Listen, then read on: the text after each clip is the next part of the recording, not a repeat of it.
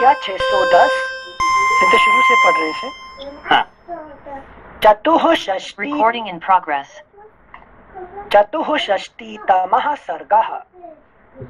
श्री राम और लक्ष्मण के द्वारा सीता की खोज, श्री राम का शोकोद्गार, मृगों द्वारा संकेत पाकर दोनों भाइयों का दक्षिण दिशा की ओर जाना, पर्वत पर क्रोध, सीता के बिखरे हुए फूल, आभूषणों के कण और युद्ध के चिन्ह देखकर श्री राम का देवता आदि सहित समस्त त्रिलोकी पर रोष प्रकट करना। तदनंतर दीन हुए श्री रामचंद्र जी ने दीन वाणी में लक्ष्मण से कहा, लक्ष्मण, तुम शीघ्र ही गोदावरी नदी के तट पर जाकर पता लगाओ। सीता कमल लाने के लिए तो नहीं चली गई। श्री राम की ऐसी आज्ञा पाकर लक्ष्मण शीघ्र गति से पुनः रमणीय गोदावरी नदी के तट पर गए। अनेक तीर्थों घाटों से युक्त गोदावरी के तट पर खोज कर लक्ष्मण पुनः लौट आए और श्री राम से बोले, भैया, मैं गोदावरी के घाटों पर सीता को नहीं देख पाता हूँ। जोर जोर से पुकारने पर भी वे मेरी बात नहीं सुनती हैं। श्री राम, क्लेशों का नाश करने वाली विदेह राजकुमारी ना जाने किस देश में चली गई। भैया, उस दिन मुकेश जी ने बोला ना कि भाई राम जी ऐसा लीला किए कि माता सती भी फंस गए। हाँ हाँ। इस वजह से दूसरा जन्म लेना पड़ेगा। दूसरा जन्म लेना पड़ा। इतने जबरदस्त लीला किए है, ड्रामा किए। सही में ये जो लीला है राम जी का, जो ये सच में है कि भयंकर लीला है। कोई भी फंस जाएगा उसमें से। यही मैं एक क्वेश्चन पूछने वाला था आपसे कि क्या नाम, भगवत गीता में तो कृष्ण जी ये बोलते हैं कि शोक नहीं करना, आत्मा अजर अमर है, यहाँ पे भगवान ही खुद शोक कर रहे हैं इतना, तो इसमें क्या अंतर है सर दोनों में? यहाँ पे भगवान लीला कर रहे हैं ना कि अच्छा, लीला में जी है कि नहीं, यही तो लीला है कि नहीं। सच में ये फंसे हुए हैं कि लीला कर रहे हैं। ये तो टेस्ट करने के लिए माता सती आई है और उसके बाद वो खुद ही है कि नहीं, एक जन्म दूसरा जन्म लेना पड़ा उनको, तपस्या करना पड़ा उनको। ये भी काम राम जी के जिम्मे था सर, ये काम भी। ये भी काम था उनका, है कि नहीं।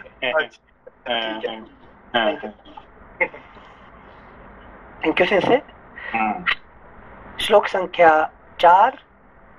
श्री राम, क्लेशों का नाश करने वाली विदेह राजकुमारी ना जाने किस देश में चली गईं। भैया श्री राम, जहाँ कृष्णकटी प्रदेश वाली सीता गई हैं, उस स्थान को मैं नहीं जानता। लक्ष्मण की यह बात सुनकर दीन एवं संताप से मोहित हुए श्री रामचंद्र जी स्वयं ही गोदावरी नदी के तट पर गए। वहां पहुंचकर श्री राम ने पूछा, सीता कहाँ है? परंतु वध के योग्य राक्षस राज रावण द्वारा हरी गई सीता के विषय में समस्त भूतों में से किसी ने कुछ नहीं कहा। गोदावरी नदी ने भी श्री राम को कोई उत्तर नहीं दिया। तदनंतर वन के समस्त प्राणियों ने उन्हें प्रेरित किया कि तुम श्री राम को उनकी प्रिया का पता बता दो। किंतु शोकमग्न श्री राम के पूछने पर भी गोदावरी ने सीता का पता नहीं बताया। दुरात्मा रावण के उस रूप और कर्म को याद करके भय के मारे गोदावरी नदी ने वैदेही के विषय में श्री राम से कुछ नहीं कहा। सीता के दर्शन के विषय में जब नदी ने उन्हें पूर्ण निराश कर दिया, तब सीता को न देखने से कष्ट में पड़े हुए श्री राम सुमित्रा कुमार से इस प्रकार बोले, सौम्य लक्ष्मण, यह गोदावरी नदी तो मुझे कोई उत्तर ही नहीं देती है। अब मैं राजा जनक से मिलने पर उन्हें क्या जवाब दूंगा। जानकी के बिना उसकी माता से मिलकर भी मैं उनसे यह अप्रिय बात कैसे सुनाऊंगा। नहीं, अभी जो गोदावरी के बारे में राम जी कह रहे हैं, है कि नहीं, गोदावरी का क्या यहाँ पे उनका क्या दिख रहे हैं, यहाँ पे कौन सा गुण? उनसे रहस्य को छुपा के रखने का। गोदावरी एक्चुअली क्या, गोदावरी जो है गंगा का ही दूसरा भाग है, ठीक है ना, सेम, मगर गंगा स्ट्रेट फॉरवर्ड है और गोदावरी थोड़ा क्या करते हैं कि थोड़ा घुमा घुमा के, है कि नहीं, सीधी बात पूछते हैं तो नहीं बताते। हमारे जो थॉट के अंदर में जो सीधा बात नहीं कर सकते हैं, कि जो घुमा घुमा के बात करते हैं, है कि नहीं, उसको कहते हैं गोदावरी का थॉट, ठीक है ना। अच्छा अच्छा, मतलब सिंसे बता देते हैं फिर भी तो गोदावरी जी उत्तर देंगी, उत्तर दे देंगे, मगर क्या सीधी पूछने पर सीधा सीधा कहना चाहिए ना, सीधा बात सीधी बात हो गोदावरी जो है कभी भी नहीं कहेंगे, है कि नहीं। हाँ, अच्छा। इसलिए सबको चिंता में फंसाने वाली बात होता है, ठीक है ना। अच्छा अच्छा, सिंसे ये वृत्ति भी रिक्वायर्ड होती है या ये नुकसानदेह है योगी? हाँ, ये है कि जहाँ जरूरत है, यहाँ पे देखिए सीधी बात बता देंगे, जैसे बता देंगे तो फिर उसका नुकसान भी हो सकता है कि नहीं। अभी राम भाई ये हमने देखा है कि ये लेके गया कौन, रावण लेके गया तो फिर वहां से क्या करेंगे, वो फिर वो वहां से सीधा जंप करेंगे तो रावण मरने वाला नहीं है, उसको मरने के लिए फिर वो ये बहुत सारे लंबा जर्नी है, रास्ता है कि नहीं। अच्छा, तो इसीलिए गोदावरी का जो नॉट स्ट्रेट फॉरवर्ड थॉट, है कि नहीं, मियांडरिंग थॉट, है कि नहीं, meandering thought of the Godavari, उसको क्या कहते हैं, घुमा घुमा घुमा के चक्कर लगा के, है कि नहीं, बात करना, ये होता है, ठीक है ना। हाँ संजय कि आप समझाए मैनिफेस्टिंग इन टाइम, मतलब जैसे अपना प्रारब्ध होता है तो समय पर अपने आप आकर उजागर होगा।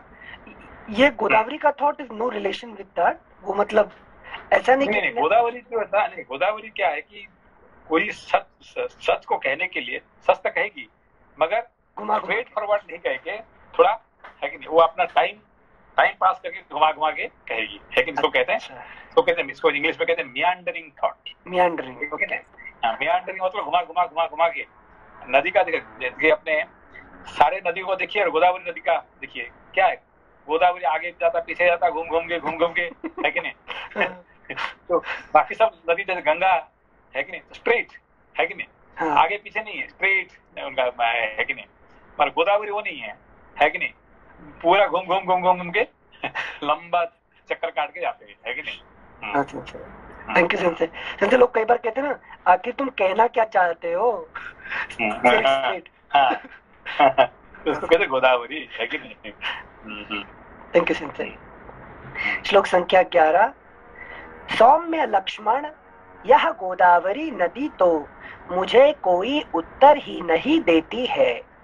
अब मैं राजा जनक से मिलने पर उन्हें क्या जवाब दूंगा। जानकी के बिना उसकी माता से मिलकर भी मैं उनसे यह अप्रिय बात कैसे सुनाऊंगा। राज्यहीन होकर वन में जंगली फल मूलों से निर्वाह करते समय भी जो मेरे साथ रहकर मेरे सभी दुखों को दूर किया करती थी, वह विदेह राजकुमारी कहाँ चली गई। बंधु बांधवों से तो मेरा विछोह हो ही गया था। अब सीता के दर्शन से भी मुझे वंचित होना पड़ा। उसकी चिंता में निरंतर जागते रहने के कारण अब मेरी सभी रातें बहुत बड़ी हो जाएंगी। मंदाकिनी नदी, जनस्थान तथा प्रस्रवण पर्वत, इन सभी स्थानों पर मैं बारंबार भ्रमण करूंगा। मंदाकिनी नदी, प्रस्रवण पर्वत मालूम है? नहीं मालूम। प्रस्रवण, लोपा जी क्या है प्रस्रवण पर्वत? प्रस्रवण माउंटेन जो सेंसे जहाँ वो राम जी वो गुफा में रहते थे वही पर्वत है क्या सेंसे? प्रस्रवण पर्वत। प्रस्रवण मतलब हॉट वाटर स्प्रिंग जहाँ से निकलता है, गर्म पानी जहाँ से निकलता है ना, उष्ण प्रस्रवण, उसको हाँ उसको प्रस्रवण कहते हैं। ठीक है ना? Thank you. जैसे चित्रकूट के वहाँ का नहीं बोल रहे ना अभी, वो सब नहीं चित्रकूट नहीं, अभी तो वहाँ पे दंडकारण्य यहाँ पे है ना, क्या कहते हैं, गोदावरी, गोदावरी नदी के आजू-बाजू है। Okay thank you. ごめんなさい。How did you say sensei? Hot spring? Hot spring is pressure. 温泉がプラスラバナ。プラスラバナ。チュラバナ means あれじゃない listening very well. Shravana means nagare flowing. That is Shra. This is Shra. Okay. It is. Thank you. Thank you, sensei. Flow. Prasravana. Flowing. Okay. Flowing. Otherwise, I remember actually sensei has explained. Srava means flowing. Prasravana means very well flowing. So hot water spring. That is dantyasa. Teeth na to karo. But what you are saying, Shravana, that is talu no kotoro. Ano, sha, kaisa no sha. So that is a different. Thank you, Sensei. श्लोक संख्या 14। मंदाकिनी नदी, जन स्थान तथा प्रस्रवण पर्वत, इन सभी स्थानों पर मैं बारंबार भ्रमण करूंगा, शायद वहां सीता का पता चल जाए। वीर लक्ष्मण, ये विशाल मृग मेरी ओर बारंबार देख रहे हैं। अगला पृष्ठ 611। मेरी ओर बारंबार देख रहे हैं, मानो यहाँ ये मुझसे कुछ कहना चाहते हैं। मैं इनकी चेष्टाओं को समझ रहा हूँ। तदनंतर उन सब की ओर देखकर पुरुष सिंह श्री रामचंद्र जी ने उनसे कहा, बताओ सीता कहाँ है? उन मृगों की ओर देखते हुए राजा श्री राम ने जब अश्रु गदगद वाणी से इस प्रकार पूछा, तब वे मृग सहसा उठकर खड़े हो गए और ऊपर की ओर देखकर आकाश मार्ग की ओर लक्ष्य कराते हुए सब के सब दक्षिण दिशा की ओर मुंह करके किए दौड़े। मिथिलेश कुमारी सीता हरि जाकर जिस दिशा की ओर गई थीं, उसी ओर के मार्ग से जाते हुए वे मृग राजा श्री रामचंद्र जी की ओर मुड़ मुड़ कर देखते रहते थे। वे मृग आकाश मार्ग और भूमि दोनों की ओर देखते और गर्जना करते हुए पुनः आगे बढ़ते थे। लक्ष्मण ने उनकी इस चेष्टा को लक्ष्य किया। वे जो कुछ कहना चाहते थे उसका सार सर्वस्वरूप जो उनकी चेष्टा थी उसे उन्होंने अच्छी तरह समझ लिया। सार सर्वस्वरूप sum total essence sum total. अच्छा इंटेंट के साथ में पूरा। थैंक यू सेंसे। Sum total. श्लोक संख्या 21। थैंक यू सेंसे। तदनंतर बुद्धिमान लक्ष्मण ने आर्त से होकर अपने बड़े भाई से इस प्रकार कहा, आर्य, जब आपने पूछा कि सीता कहाँ है, तब ये मृग सहसा उठकर खड़े हो गए और पृथ्वी तथा दक्षिण की ओर हमारा लक्ष्य कराने लगे हैं।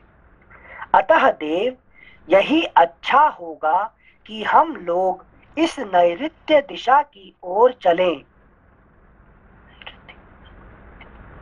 दक्षिण दिशा तो यम जी का डायरेक्शन है ना। ये नैऋत्य, ये दक्षिण मतलब प्योर दक्षिण नहीं है। दक्षिण मतलब होता है कि यम का दक्षिण। ये नैऋत्य मतलब दक्षिण का दो बाजू, आजू बाजू क्या, आग्नेय और नैऋत्य दो है। लेकिन नैऋत्य जो है, जो कर्नल है कि नहीं। हाँ सेंसे। Thank you sense. यही अच्छा होगा कि हम लोग इस नैऋत्य दिशा की ओर चलें। संभव है इधर जाने से सीता का कोई समाचार मिल जाए अथवा आर्या सीता स्वयं ही दृष्टिगोचर हो जाएं। तब बहुत अच्छा कहकर श्रीमान रामचंद्र जी लक्ष्मण को साथ ले पृथ्वी की ओर ध्यान से देखते हुए दक्षिण दिशा की ओर चल दिए। वे दोनों भाई आपस में इसी प्रकार की बातें करते हुए ऐसे मार्ग पर जा पहुंचे जहां भूमि पर कुछ फूल गिरे दिखाई देते थे। पृथ्वी पर फूलों की उस वर्षा को देखकर वीर श्री राम ने दुखी हो लक्ष्मण से यह दुख भरा वचन कहा, लक्ष्मण, मैं इन फूलों को पहचानता हूँ। ये वे ही फूल यहाँ गिरे हैं जिन्हें वन में मैंने विदेह नंदिनी को दिया था और उन्होंने अपने केशों में लगा लिया था। मैं समझता हूँ सूर्य, वायु और यशस्विनी पृथ्वी ने मेरा प्रिय करने के लिए ही इन फूलों को सुरक्षित रखा है। पुरुष प्रवर लक्ष्मण से ऐसा कहकर धर्मात्मा महाबाहु श्री राम ने झरनों से भरे हुए प्रस्रवण गिरि से कहा, पर्वतराज, क्या तुमने इस वन के रमणीय प्रदेश में मुझसे बिछुड़ी हुई सर्वांग सुंदरी रमणी सीता को देखा है? तदनंतर जैसे सिंह छोटे मृग को देखकर दहाड़ता है, उसी प्रकार वे कुपित हो वहां उस पर्वत से बोले, पर्वत, जब तक मैं तुम्हारे सारे शिखरों का विध्वंस नहीं कर डालता हूँ, इसके पहले ही तुम उस कांचन की सी काया कांति वाली सीता का मुझे दर्शन करा दो। तुम उस कांचन की सी काया कांति वाली सीता का मुझे मतलब क्या है? सिंस गोल्ड ना गोल्ड, तो जिसका बॉडी गोल्डन कौन है? लक्ष्मी है कि नहीं? कांचन। थैंक यू सिंस। श्लोक संख्या 32।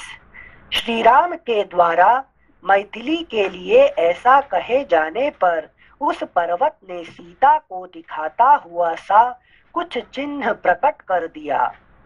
श्री रघुनाथ जी के समीप वह सीता को साक्षात उपस्थित ना कर सका।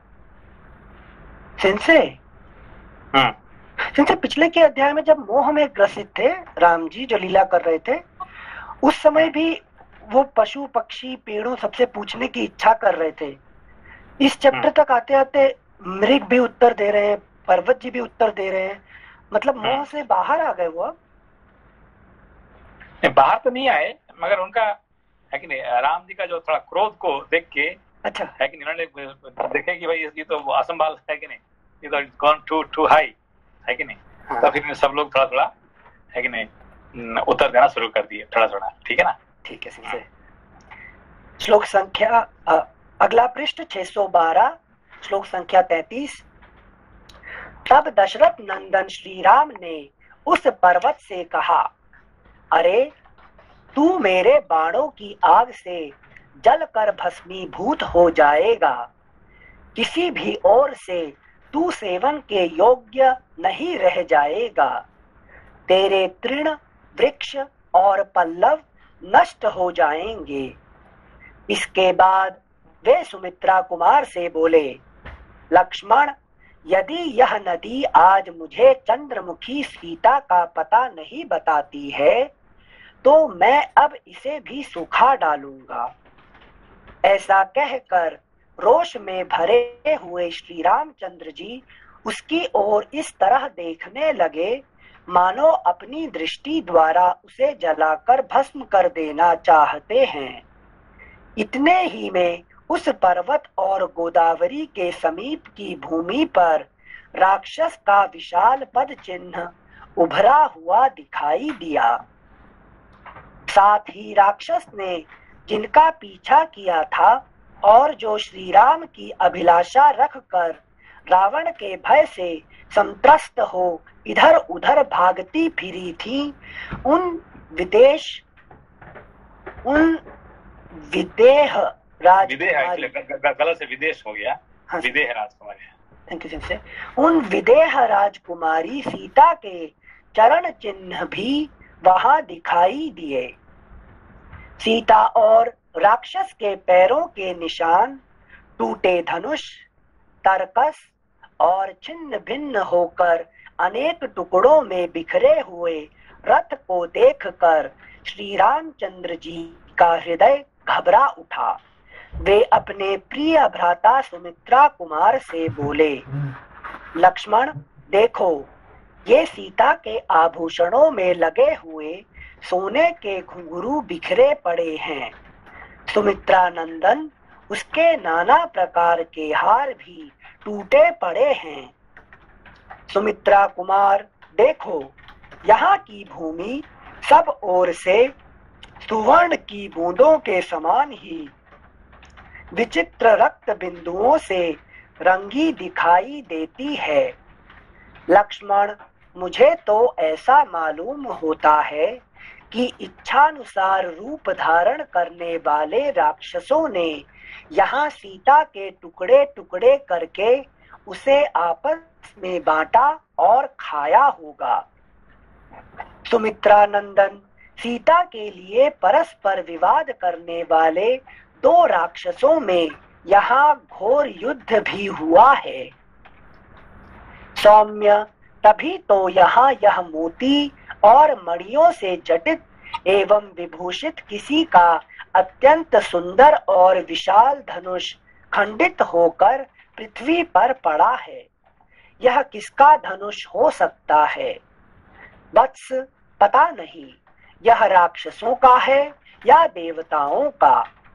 यह प्रातः काल के सूर्य की भांति प्रकाशित हो रहा है तथा इसमें वैदूर्य मणि नीलम के टुकड़े जड़े हुए हैं। सौम्य, उधर पृथ्वी पर टूटा हुआ एक सोने का कवच पड़ा है, ना जाने वह किसका है। दिव्यमालाओं से सुशोभित यह 100 कमनियों वाला छत्र किसका है? इसका डंडा टूट गया है और यह धरती पर गिरा दिया गया है। इधर ये पिशाचों के समान मुख वाले भयंकर रूपधारी गधे मरे पड़े हैं। इनका शरीर बहुत ही विशाल रहा है। इन सब की छाती में सोने के कवच बंधे हैं। ये युद्ध में मारे गए जान पड़ते हैं। पता नहीं ये किसके हैं। तथा संग्राम में काम देने वाला यह किसका रथ पड़ा है? इसे किसी ने उल्टा गिराकर तोड़ डाला है। समरांगण में स्वामी को सूचित करने वाली ध्वजा भी इसमें लगी थी। यह तेजस्वी रथ प्रज्वलित अग्नि के समान दमक रहा है। ये भयंकर बाण जो यहाँ टुकड़े टुकड़े होकर बिखरे पड़े हैं, किसके हैं? इनकी लंबाई और मोटाई रथ के धुरे के समान प्रतीत होती है। इनके फल भाग टूट गए हैं तथा ये सुवर्ण से विभूषित हैं। अगला पृष्ठ 613। लक्ष्मण, उधर देखो, ये बाणों से भरे हुए दो तरकस पड़े हुए हैं। दो तरकस पड़े हैं जो नष्ट कर दिए गए हैं। यह किसका सारथी मरा पड़ा है, जिसके हाथ में चाबुक और लगाम अभी तक मौजूद है। सौम्य, यह अवश्य ही किसी राक्षस का पदचिन्ह दिखाई देता है। इन अत्यंत क्रूर हृदय वाले काम रूपी राक्षसों के साथ मेरा वैर 100 गुना बढ़ गया है। क्या क्या काम रूपी राक्षस, ठीक है ना? हाँ। राक्षस कौन है? काम डिजायर है। डिजायर, काम रूपी मतलब desire, in the form of desire. Thank you sir. श्लोक संख्या 50। सौम्य, यह अवश्य ही किसी राक्षस का पदचिन्ह दिखाई देता है। इन अत्यंत क्रूर हृदय वाले काम रूपी राक्षसों के साथ मेरा वैर 100 गुना बढ़ गया है। देखो, यह वैर उनके प्राण लेकर ही शांत होगा। अवश्य ही तपस्विनी विदेह राजकुमारी हर ली गई, मृत्यु को प्राप्त हो गई, अथवा राक्षसों ने उसे खा लिया। इस विशाल वन में हरी जाती हुई सीता की रक्षा धर्म भी नहीं कर रहा है। इस विशाल वन में हरी जाती हुई सीता की रक्षा धर्म भी नहीं कर रहा है। मुझे ये नहीं समझ में आया सिंसे। हरी जाती मतलब किडनैप, वो समझ में आ गया सिंसे। ये जो कि किडनैप हो रही है उसमें धर्म भी उसको हेल्प नहीं कर रहे हैं। यूजुअली धर्म हेल्प करता है ना यूजुअली, हाँ सिंसे, है कि नहीं? तो धर्म भी सहाय नहीं कर रहे हैं, सहायक नहीं है, ठीक है ना। सिंसे वो ये गीता में आता है ना, धर्मो रक्षति रक्षिता, हाँ रक्षिता, हाँ, तो ऐसा धर्म रक्षक, हाँ। मगर यहाँ पे तो इस लीला के लिए जन्म हुए ना, रक्षा कर देंगे तो उसका कहाँ होता है? धर्म तो उसके साथ है, देवताओं के साथ है ना। हाँ सिंसे, थैंक यू सिंसे। श्लोक संख्या 53। सौम्य लक्ष्मण, जब विदेह नंदिनी राक्षसों का ग्रास बन गई अथवा उनके द्वारा हर ली गई और कोई सहायक नहीं हुआ, तब इस जगत में कौन ऐसे पुरुष हैं जो मेरा प्रिय करने में समर्थ हो? लक्ष्मण, जो समस्त लोकों की सृष्टि, पालन और संहार करने वाले त्रिपुर विजय आदि शौर्य से संपन्न महेश्वर हैं, वे भी जब अपने करुणामय स्वभाव के कारण चुप बैठे रहते हैं, तब सारे प्राणी उनके ऐश्वर्य को ना जानने से उनका तिरस्कार करने लग जाते हैं। वो सुन रहे हैं, देख रहे हो, ठीक है।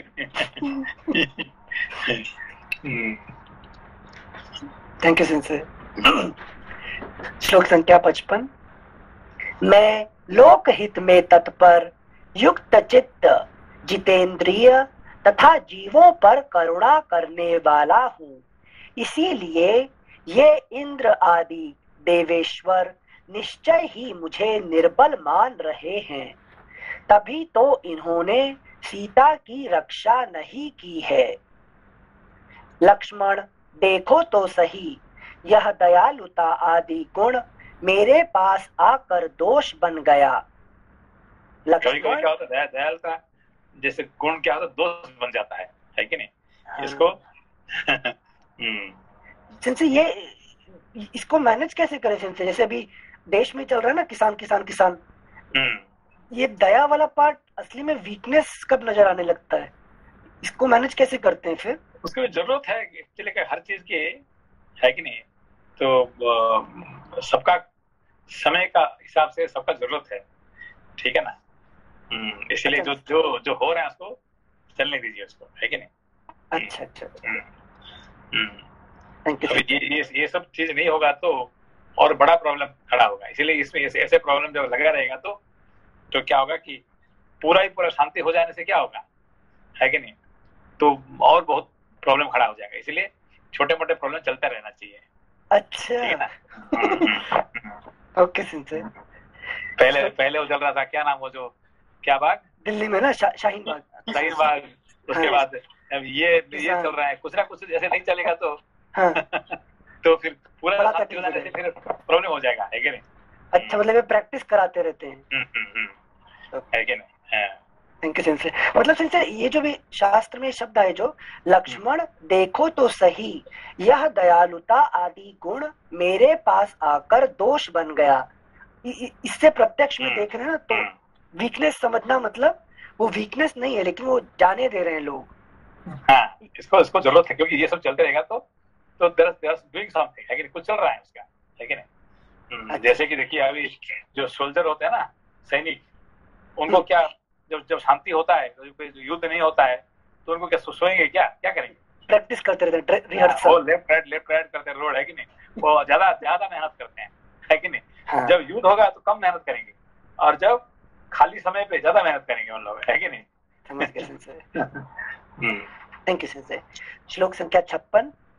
लक्ष्मण देखो तो सही, यह दयालुता आदि गुण मेरे पास आकर दोष बन गया, तभी तो मुझे निर्बल मानकर मेरी स्त्री का अपहरण किया गया है। अतः अब मुझे पुरुषार्थ ही प्रकट करना होगा। जैसे प्रलय काल में उदित हुआ महान सूर्य चंद्रमा की ज्योत्सना चांदनी का संहार करके प्रचंड तेज से प्रकाशित हो उठता है, उसी प्रकार अब मेरा तेज आज ही समस्त प्राणियों तथा राक्षसों का अंत करने के लिए मेरे उन कोमल स्वभाव आदि गुणों को समेटकर प्रचंड रूप में प्रकाशित होगा, यह भी तुम देखो। लक्ष्मण अब ना तो यक्ष, ना गंधर्व, ना पिशाच, ना राक्षस, ना किन्नर और ना मनुष्य ही चैन से रहने पाएंगे। सुमित्रानंदन देखना, थोड़ी ही देर में आकाश को मैं अपने चलाए हुए बाणों से भर दूंगा और 3 लोकों में विचरने वाले प्राणियों को हिलने डुलने भी न दूंगा। ग्रहों की गति रुक जाएगी, चंद्रमा छिप जाएगा, अग्नि, मरुदगण तथा सूर्य का तेज नष्ट हो जाएगा, सब कुछ अंधकार से आच्छन्न हो जाएगा, पर्वतों के शिखर मथ डाले जाएंगे, सारे जलाशय, नदी, सरोवर आदि सूख जाएंगे, वृक्ष, लता और गुल्म नष्ट हो जाएंगे और समुद्रों का भी नाश कर दिया जाएगा। इस तरह मैं सारी त्रिलोकी में ही काल की विनाश लीला आरंभ कर दूंगा। सुमित्रानंदन यदि देवेश्वर गण इसी मुहूर्त में मुझे सीता देवी को सकुशल नहीं लौटा देंगे तो वे मेरा पराक्रम देखेंगे। लक्ष्मण मेरे धनुष की प्रत्यंचा से छूटे हुए बाण समूहों द्वारा आकाश के ठसाठस भर जाने के कारण उसमें कोई प्राणी उड़ नहीं सकेंगे। सुमित्रानंदन देखो, आज मेरे नाराजों से रौंदा जाकर यह सारा जगत व्याकुल और मर्यादा रहित हो जाएगा। यहाँ के मृग और पक्षी आदि प्राणी नष्ट एवं उद्भ्रांत हो जाएंगे। धनुष को कान तक खींचकर छोड़े गए मेरे बाणों को, अगला पृष्ठ 614, मेरे बाणों को रोकना जीव जगत के लिए बहुत कठिन होगा। मैं सीता के लिए उन बाणों द्वारा इस जगत के समस्त पिशाचों और राक्षसों का संहार कर डालूंगा। रोष और अमर्ष पूर्वक छोड़े गए मेरे फल रहित दूरगामी बाणों का बल आज देवता लोग देखेंगे। मेरे क्रोध से त्रिलोकी का विनाश हो जाने पर ना देवता रह जाएंगे, ना दैत्य, ना पिशाच रहने पाएंगे, ना राक्षस। देवताओं, दानवों, यक्षों और राक्षसों के जो लोक हैं वे मेरे बाण समूहों से टुकड़े टुकड़े होकर बारंबार नीचे गिरेंगे। सुमित्रानंदन यदि देवेश्वर गण मेरी हरी या मरी हुई सीता को लाकर मुझे नहीं देंगे तो आज मैं अपने सायकों की मार से इन तीनों लोकों को मर्यादा से भ्रष्ट कर दूंगा। यदि वे मेरी प्रिया विदेह राजकुमारी को मुझे उसी रूप में वापस नहीं लौटाएंगे तो मैं चराचर प्राणियों सहित समस्त त्रिलोकी का नाश कर डालूंगा। जब तक सीता का दर्शन न होगा तब तक मैं अपने सायकों से समस्त संसार को संतप्त करता रहूंगा। ऐसा कहकर श्री रामचंद्र जी के नेत्र क्रोध से लाल हो गए, होठ फड़कने लगे उन्होंने बलकल और मृग चर्म को अच्छी तरह कसकर अपने जटा भार को भी बांध लिया। उस समय क्रोध में भरकर उस तरह संहार के लिए उद्यत हुए भगवान श्री राम का शरीर पूर्व काल में त्रिपुर का संहार करने वाले रुद्र के समान प्रतीत होता था। उस समय लक्ष्मण के हाथ से धनुष लेकर श्री रामचंद्र जी ने उसे दृढ़ता पूर्वक पकड़ लिया और एक विषधर सर्प के समान भयंकर और प्रज्वलित बाण लेकर उसे उस धनुष पर रखा। तत्पश्चात शत्रु नगरी पर विजय पाने वाले श्री राम प्रलयाग्नि के समान कुपित हो इस प्रकार बोले।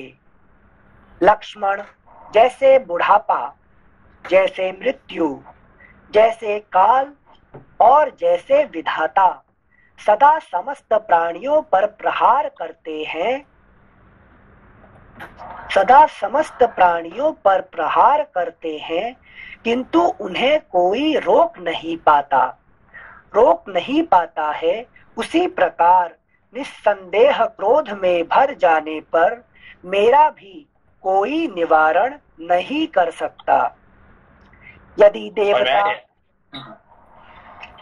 ये सब क्या है, इसको कोई रोक नहीं सकता। बुढ़ापा, मृत्यु, काल है कि नहीं, ये इनका जो ताड़ना कोई रोक नहीं पाता है कि नहीं। जैसे अमोघ बाण राम बाण के लिए बोल रहे थे क्या कि जब बाण उठाएंगे। अच्छा थैंक यू सिंसे। श्लोक संख्या 77। यदि देवता आदि आज पहले की ही भांति मनोहर दांतों वाली अनिंद सुंदरी मिथिलेश कुमारी सीता को मुझे लौटा नहीं देंगे, तो मैं देवता, गंधर्व, मनुष्य, नाग और पर्वतों सहित सारे संसार को उलट दूंगा। इस प्रकार श्री वाल्मीकि निर्मित आर्ष रामायण आदि काव्य के अरण्य कांड में 64वां सर्ग पूरा हुआ। पंचषष्टितमः सर्गः। लक्ष्मण का श्री राम को समझा बुझाकर शांत करना। सीता हरण के शोक से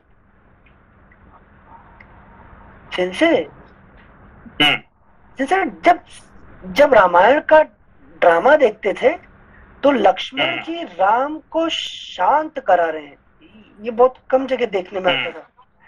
लक्ष्मण जी तो अगर राम जी गुस्सा है तो और ज्यादा ऐड कर देते हैं ना, हाँ आप तो शक्तिशाली है, समुद्र को सुखा डालिए। नहीं एक्चुअली क्या है, ये लक्ष्मण जी जो है ना राम जी को शांत करते रहते हैं, है कि नहीं। वो हमेशा एक्चुअली क्या, जितने ज्ञान लक्ष्मण जी देते हैं राम जी को, इतने ज्यादा राम जी दिए होंगे लक्ष्मण को, है कि नहीं, सारे ज्ञान। अब इसके कितने अच्छे अच्छे ज्ञान देंगे। हाँ सिंसे, मतलब सिंसे वैराग्य हमें ज्ञान को भी ज्ञान देता है जब प्रयोग में। क्योंकि वैराग्य जो है ना प्रैक्टिकल ज्ञान देगा, है कि नहीं। अच्छा, किस सिचुएशन में ज्ञान को कैसे अप्लाई करें। हाँ, अप्लाइड साइंस। ओके, हाँ सिंसे, थैंक यू सिंसे। पंचषष्टि सिंसे, एक मिनट, मतलब वैराग्य के ऊपर मोह नहीं हो सकता। अच्छा, उसका तो बंधन ही नहीं है ना। वैराग्य से मोह नहीं होगा। ठीक है, थैंक यू सिंसे। पंचषष्टितमः सर्गः। लक्ष्मण का श्री राम को समझा बुझाकर शांत करना। सीता हरण के शोक से पीड़ित हुए श्री राम जब उस समय संतप्त हो प्रलय कालिक अग्नि के समान। लक्ष्मण जी अभी देख रहे, क्या देख रहे हैं कि राम जी पागल जैसे हो रहे हैं सीता के लिए। हाँ। पागल जैसे ढूंढ के, है कि नहीं, दुनिया को सबको मार दूंगा, सबको जीव कर दूंगा, है कि नहीं। कितने गुस्से होते हैं। फिर कुछ दिन बाद बोलेंगे नहीं, इसको लेके जंगल में फेंक के आ जाना, है कि नहीं। तो हाँ। ये देख के फिर लक्ष्मण का फिर उसका क्या पहले क्या हो रहा था, अभी क्या हो रहा है कि नहीं। बट सिंसे दोनों टाइम पे लक्ष्मण जी एक्शन करते हैं, वही वैराग्य की शक्ति है ना। हाँ, दोनों एक्शन। थैंक यू सिंसे। सीता हरण के शोक से पीड़ित हुए श्री राम जब उस समय संतप्त हो प्रलय कालिक अग्नि के समान समस्त लोकों का संहार करने को उद्यत हो गए और धनुष की डोरी चढ़ाकर बारंबार उसकी ओर देखने लगे तथा लंबी सांस खींचने लगे। साथ ही कल्पांत काल में रुद्रदेव की भांति समस्त संसार को दग्ध कर देने की इच्छा करने लगे। तब जिन्हें इस रूप में, अगला पृष्ठ 615, तब जिन्हें इस रूप में पहले कभी देखा नहीं गया था, उन अत्यंत कुपित हुए श्री राम की ओर देखकर लक्ष्मण हाथ जोड़ सूखे हुए मुंह से इस प्रकार बोले, आर्य, आप पहले कोमल स्वभाव से युक्त, जितेंद्रिय और समस्त प्राणियों के हित में तत्पर रहे हैं। अब क्रोध के वशीभूत होकर अपनी प्रकृति स्वभाव का परित्याग न करें। चंद्रमा में शोभा कितने कितने अच्छे थे। अभी तो क्या लक्ष्मण की जो बात है, बहुत सुंदर बात है। राम जी का जो असली गुण देखिए अभी कैसे बताते हैं लक्ष्मण जी, ठीक है ना। Thank you sir. एक बार 4 फिर से पढ़ते हैं। आर्य, आप पहले कोमल स्वभाव से युक्त, जितेंद्रिय और समस्त प्राणियों के हित में तत्पर रहे हैं। अब क्रोध के वशीभूत होकर अपनी प्रकृति स्वभाव का परित्याग न करें। चंद्रमा में जो राम जी का जो प्रकृति है, राम जी का जो प्रकृति है, स्वभाव जो है, ये कैसे है, नेक्स्ट वर्ष में बताते हैं। क्या राम जी का प्रकृति क्या है, अभी देखिए चंद्रमा से।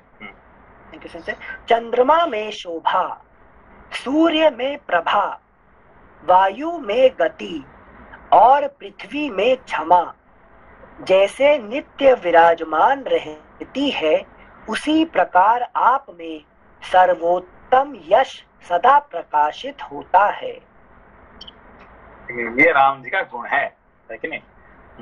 दोबारा पढ़िए उसको, 5 नंबर। जैसे चंद्रमा में शोभा, सूर्य में प्रभा, वायु में गति और पृथ्वी में क्षमा, जैसे नित्य विराजमान रहती है, उसी प्रकार आप में सर्वोत्तम यश सदा प्रकाशित होता है। Thank you sir. श्लोक संख्या 6। राम मतलब क्या है, सर्वगुण संपन्न है कि नहीं, सब गुण का संपन्न है राम। वही राम जब आज ऐसे सारे अपना यश क्षय कर देंगे तो फिर के संसार में किसको लोग मानेंगे, है कि नहीं। मतलब अपनी मूल प्रकृति को भूलिए मत, वो याद दिला रहे हैं लक्ष्मण जी। श्लोक संख्या 6। Thank you sir. आप किसी एक, हाँ पूछिए। नमस्ते सेंसे। नमस्ते नमस्ते सेंसे, राम जी तो मर्यादा पुरुषोत्तम है ना, तो उनसे कभी तो कुछ गलती मतलब हो नहीं सकता था। फिर लक्ष्मण जी उनके आज जब सीता से दूर हो गए तो है कि नहीं, राम जी क्या हो गया, अपना मर्यादा को भूल गए। ये इसलिए लक्ष्मण जी को याद दे रहे हैं, है कि नहीं। तो जैसे कि हमेशा पृथ्वी माता क्या है, क्षमा का, है कि नहीं, अवतार है। कभी भी कभी कभी गुस्से से क्या करती है, वो अर्थक्वेक, भूकंप हो जाता है कि नहीं, क्षमा नहीं करती है कि नहीं। तो इस तरह से सूर्य का प्रभा तो रहता ही रहता है, कभी कभी इतने प्रखर हो जाता है कि संभालना मुश्किल हो जाता है कि नहीं। समझ लीजिए। Thank you sir. Thank you sir. नमस्ते। नमस्ते। तो इसमें विशेष गुण जो भगवान राम को बताया है कि आप यश को प्रकाशित करते हैं। तो ये यश जो है साधारण फेम से कुछ अलग होता है? नहीं, यश मतलब फेम नहीं है। यश मतलब जो सर्वगुण संपन्न होता है उसको कहते हैं यश, कहते हैं, है कि नहीं।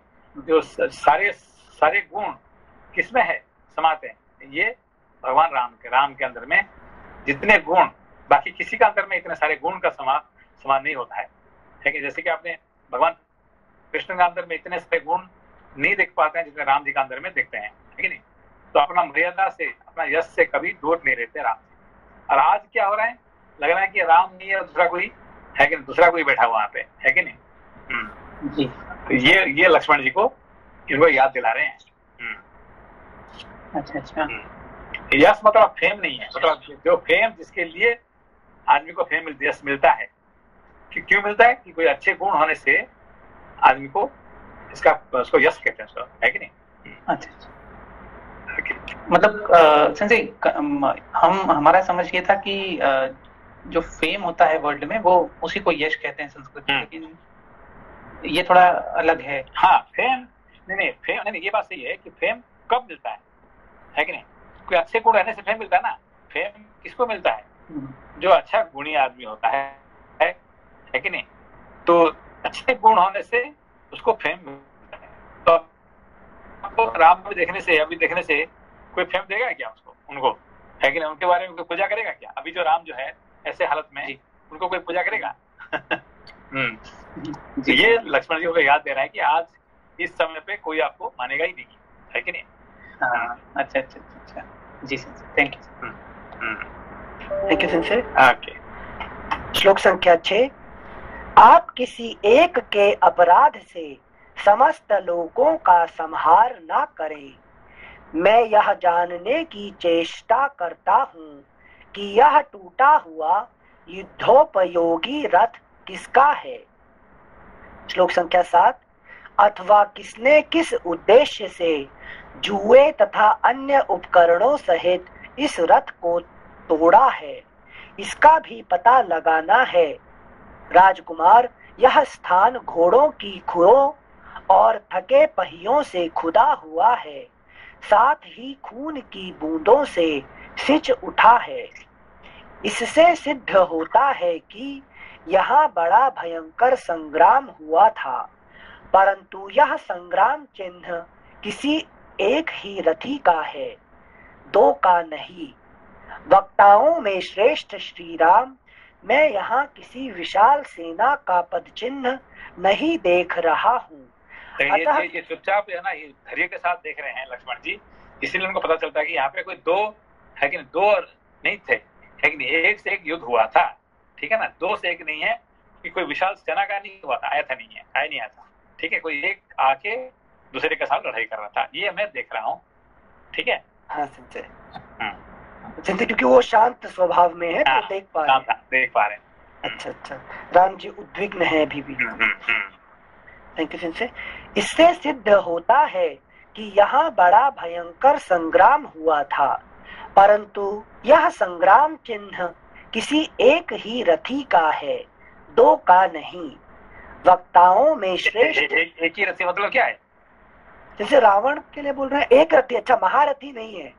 नहीं महारथी नहीं, एक रथी मतलब रथ एक है, जो आदमी जो आया था रथ में बैठ के आया था वो एक ही है, दो रथी नहीं है। मतलब यूजुअली लड़ाई होता क्या, एक रथी के साथ दूसरा रथी का लड़ाई होता है, और यहाँ पे है कि नहीं, रावण रथ में बैठ के आया था, मगर जटायु ने रथ में बैठा था क्या? नहीं, वो पैदल था, ठीक है ना?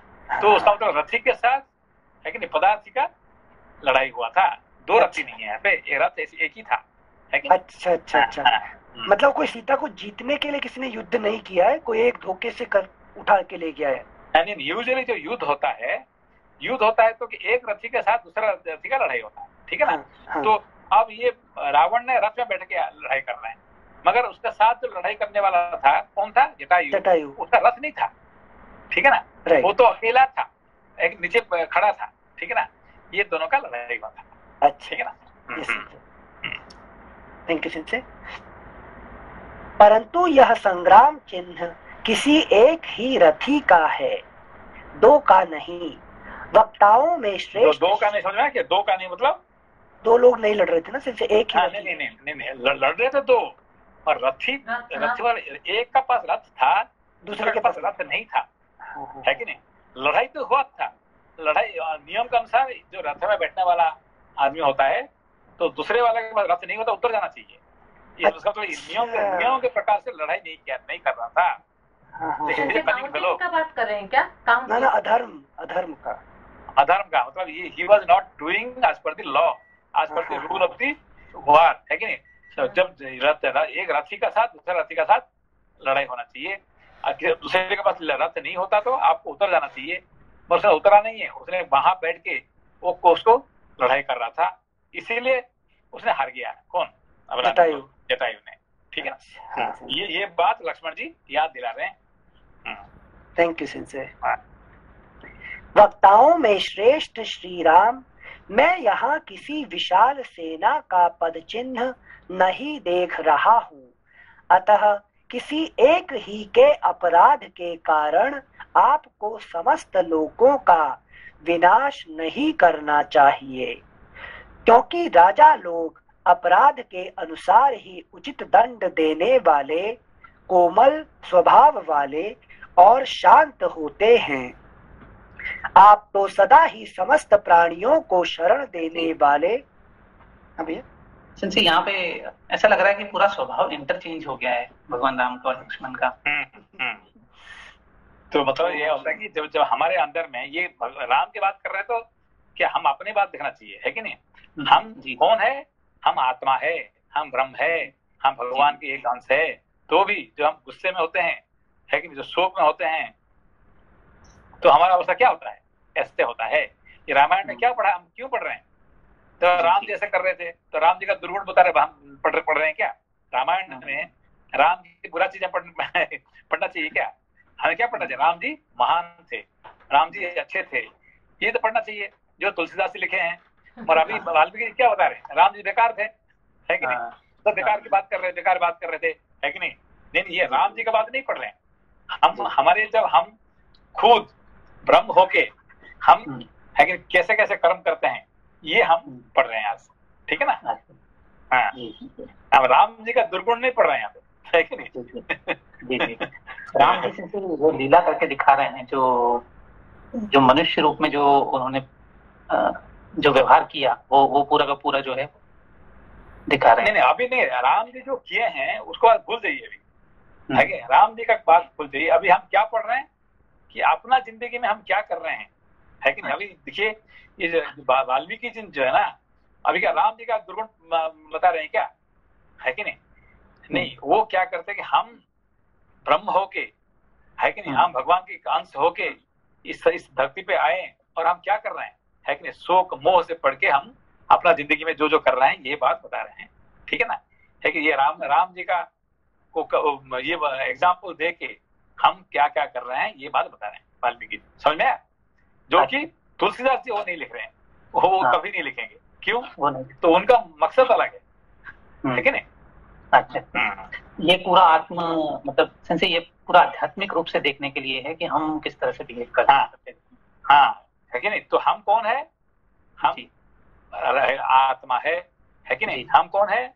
हम, है कि नहीं, ब्रह्म है, भगवान का अंश है। तो होते हुए भी हम यहाँ पे क्या कर रहे हैं? राक्षस जैसे वृत्ति दिखा रहे हैं, है कि नहीं? ये दिखा रहे हैं। So don't discuss about Ram, what Ram did, है कि नहीं? About listening about Ram, what we are doing right now. ठीक है ना? ओके, जी थैंक यू। सिंसे यहाँ जो मूल प्रकृति बोलते हैं, जैसे ऊपर आया था चंद्रमा में शोभा, सूर्य में प्रभा, तो अगर वो मूल प्रकृति चली जाएगी देन सूर्य इज नॉट सूर्य। तो वैसे मूल प्रकृति तो हम कभी नहीं खोते ना? नहीं, खोना नहीं चाहिए। नहीं, खोते नहीं, हम खो जाते हैं। जो राक्षस आ जाता है हमारे अंदर में। अभी देखिए, अभी राम जी जो ऐसे दिखा रहे हैं कि राम जी को, लक्ष्मण जी क्या करें कि आपको ऐसे कैसे आ गया, मोह कैसे आ गया, है कि नहीं? आप एक औरत के लिए अब क्या क्या कर रहे हैं, सारे संसार ध्वंस करना जा रहे हैं, है कि नहीं? ये अच्छे नहीं है। इसका मतलब हम क्या करते हैं, छोटे किसी चीज के लिए हम क्या करते हैं, गुस्से जब हो जाते हैं सब संसार को ध्वंस करने के लिए तैयार हो जाते हैं। ठीक है ना? अच्छा, मतलब मूल प्रकृति हम खोते नहीं है, लेकिन आवरण उसने टाइम के लिए आ जाता है। आने के कारण से हम ऐसे दिखाते हैं अपना व्यवहार। ठीक है ना? ओके सिंसे, थैंक यू सिंसे। श्लोक संख्या 10। क्योंकि राजा लोग अपराध के अनुसार ही उचित दंड देने वाले, कोमल स्वभाव वाले और शांत होते हैं, आप तो सदा ही समस्त प्राणियों को शरण देने वाले तथा उनकी परम गति हैं। रघुनंदन, आपकी स्त्री का विनाश या अपहरण कौन अच्छा समझेगा?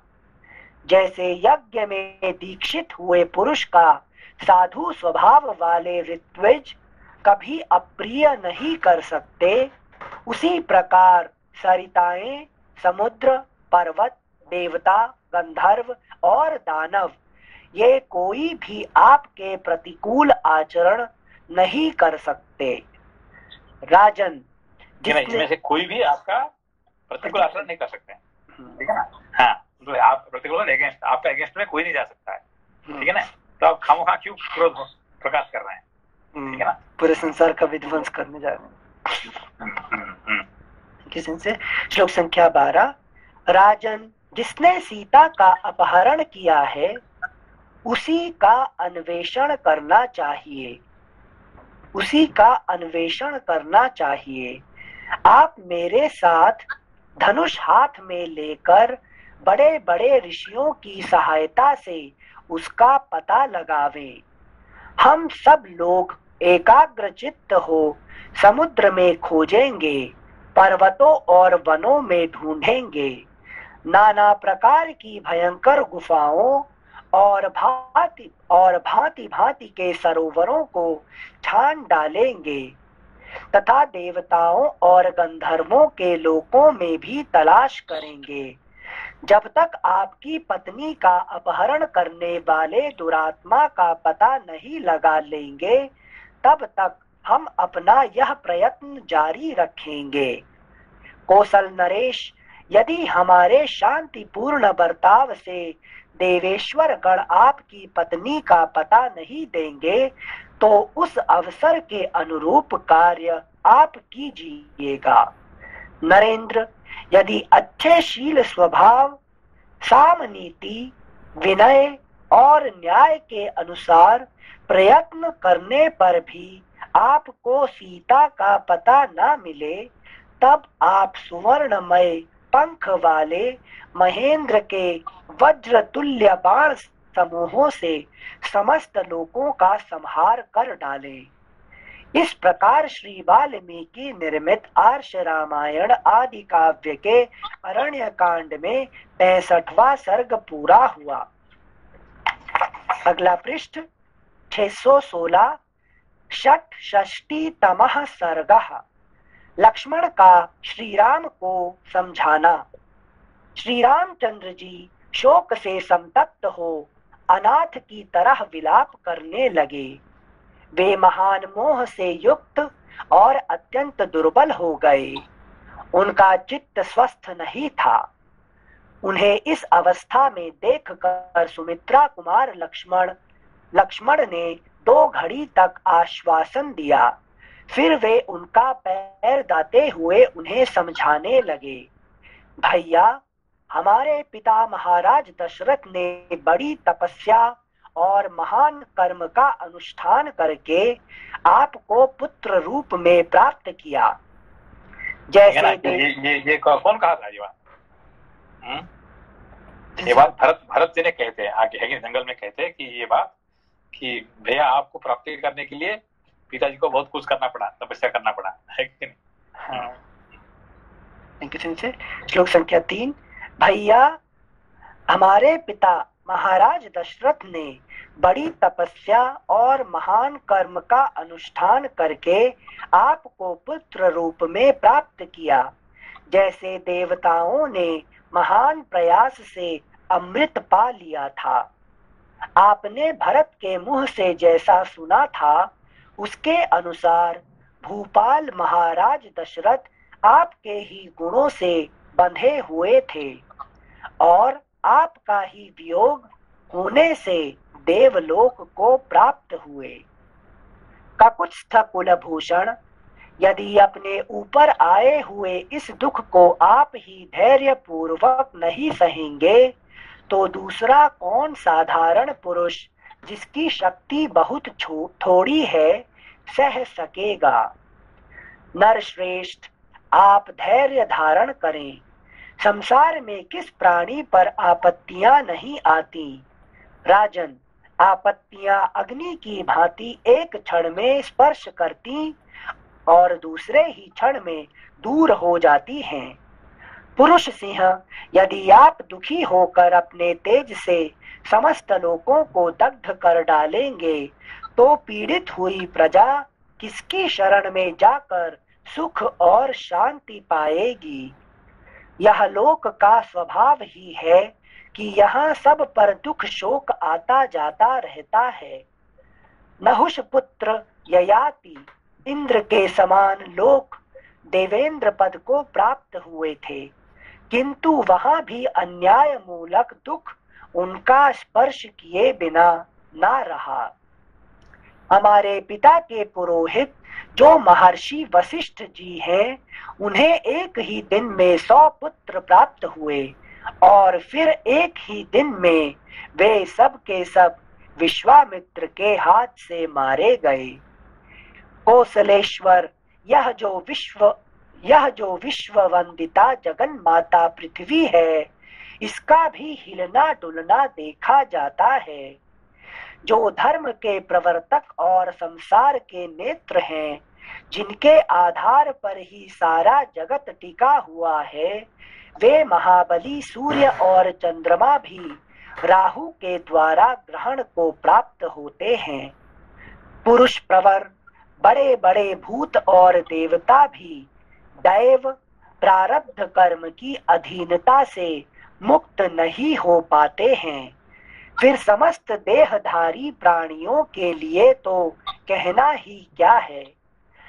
नरश्रेष्ठ, इंद्र आदि देवताओं को भी नीति और अनीति के कारण सुख और दुख की प्राप्ति होती सुनी जाती है, इसलिए आपको शोक नहीं करना चाहिए। वीर रघुनंदन, विदेह राजकुमारी सीता यदि मर जाएं या नष्ट हो जाएं, तो भी आपको दूसरे गंवार मनुष्यों की तरह शोक चिंता नहीं करनी चाहिए। श्री राम किसने बता दिया? उलाहना दे रहे किसी से। श्लोक संख्या 15। श्री राम, आप जैसे सर्वज्ञ पुरुष बड़ी से बड़ी विपत्ति आने पर भी कभी शोक नहीं करते हैं। वे निर्वेद खेद रहित हो अपनी विचार शक्ति को नष्ट नहीं होने देते। नर श्रेष्ठ, आप बुद्धि के द्वारा तात्विक विचार कीजिए। क्या करना चाहिए और क्या नहीं, क्या उचित है और क्या अनुचित, इसका निश्चय कीजिए, क्योंकि बुद्धि युक्त महाज्ञानी पुरुष ही शुभ और अशुभ, कर्तव्य अकर्तव्य एवं उचित अनुचित को अच्छी तरह जानते हैं। अगला पृष्ठ 617। जिनके गुण दोष देखे या जाने नहीं गए हैं तथा जो अध्रुव हैं, फल देकर नष्ट हो जाने वाले हैं, ऐसे कर्मों का शुभाशुभ फल उन्हें आचरण में लाए बिना नहीं प्राप्त होता है। वीर, पहले आप ही अनेक बार इस तरह की बातें कहकर मुझे समझा चुके हैं। आपको कौन सिखा सकता है? साक्षात बृहस्पति भी आपको उपदेश देने की शक्ति नहीं रखते हैं। महाप्राज्ञ देवताओं के लिए भी आपकी बुद्धि का पता पाना कठिन है। इस समय शोक के कारण आपका ज्ञान सोया खोया सा जान पड़ता है, इसलिए मैं उसे जगा रहा हूँ। इक्ष्वाकु कुल शिरोमणे अपने देवोचित तथा मानवोचित पराक्रम को देखकर उसका अवसर के अनुरूप उपयोग करते हुए आप शत्रुओं के वध का प्रयत्न कीजिए। पुरुष प्रवर समस्त संसार का विनाश करने से आपको क्या लाभ होगा, उस पापी शत्रु का पता लगाकर उसी को उखाड़ फेंकने का प्रयत्न करना चाहिए। इस प्रकार श्री वाल्मीकि निर्मित आर्ष रामायण आदि काव्य के अरण्य कांड में 66वां सर्ग पूरा हुआ। ठीक है, ओके। नमस्ते सेंसेई। प्रणाम। नमस्ते सेंसेई। कल ट्यूसडे है सेंसेई, परसों पढ़ेंगे फिर। नमस्ते। नमस्ते। प्रणाम।